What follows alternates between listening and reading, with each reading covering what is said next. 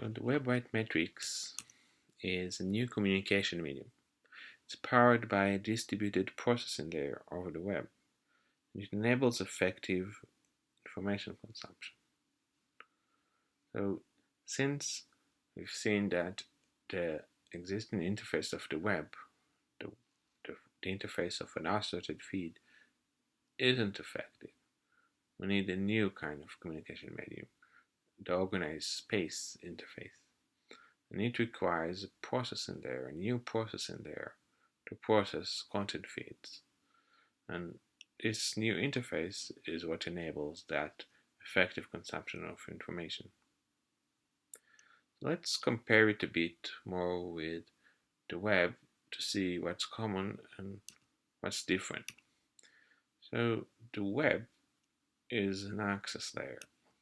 It's made of protocols, standards, infrastructure for building this medium to access any information from anywhere in the world. The matrix is a consumption layer.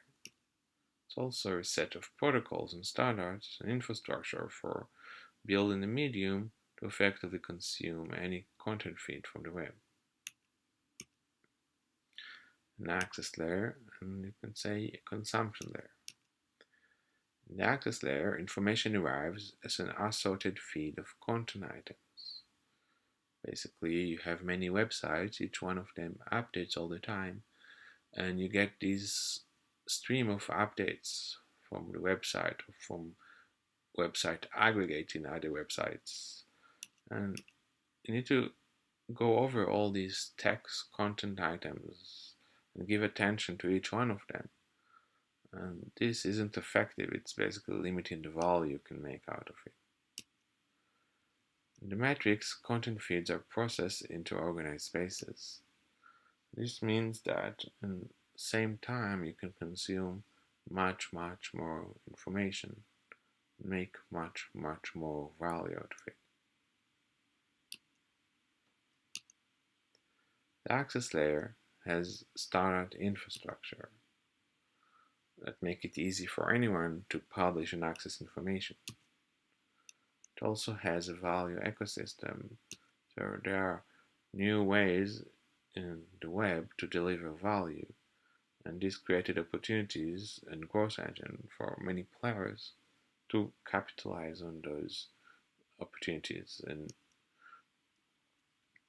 new ways to deliver value. In the matrix, there's also standard infrastructure to make it easy for anyone to generate and consume organized spaces out of content feeds. Basically, there are many types of content feeds and many types of users. Each one would like to consume content feeds as organized spaces in a way that's effective for him. And this also generates a value ecosystem because the new ways to deliver values create opportunities. There are many players that can capitalize on these new ways to deliver value.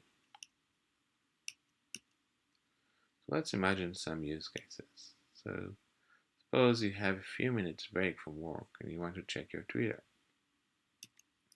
So you're presented with this organized space looking like a supermarket where the departments and aisles and the stands represent categories and topics and subtopics sorted by concepts. And you get an overview of the entire feed. And since you go there each day, you know exactly where to look for the stuff that interests you. And along the way, discover new information that's valuable for you. Suppose you're single and looking for a girlfriend. So from the thousands of profiles in Facebook of single women, you are presented with an organized space that has just those that have overlapping interests, hobbies, activities, beliefs, etc. And it's also filtered by those who accepted a friend request or accepted an invitation for a date. Well, let's say you have this big list of professional articles you receive every day that you need to go over. Hundreds of thousands of them. So you're presented with an organized space looking like a library where the content is organized by topics and concepts. You can see what's bookmarked or mentioned by people you follow, and you're presented with a visualization form for each article to enable more faster and more effective consumption of it. Well, suppose you want to make a big survey to get ideas from lots of people on how to solve some problem. Say you're city of Chicago, you want to hear from the residents how to fight crime. So you're presented with this big store where all products are answered and similar products are grouped together, and each product is displayed in a way that convey the gist of the idea in the answer. So you can now consume the results of this open-ended survey with possibly millions of answers within minutes. So you can do such surveys as frequently as you want. So let's imagine you could do it for any feed or web search or stream of content items. For example, your Slack or organization chat system, your email, your work tickets, your log files, customer conversation, business events, basically any large feed you want to consume and create value from.